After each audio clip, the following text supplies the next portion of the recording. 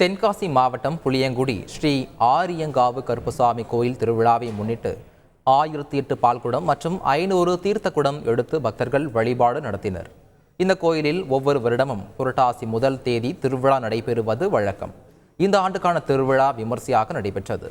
சுவாமிக்கு சிறப்பு அலங்காரம் மற்றும் சிறப்பு பூஜைகள் நடைபெற்றன.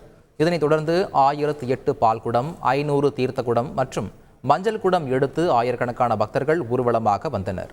பின்னர் தங்களது வேண்டுதல்களுக்கு காணிக்கைகளை செலுத்தினர்.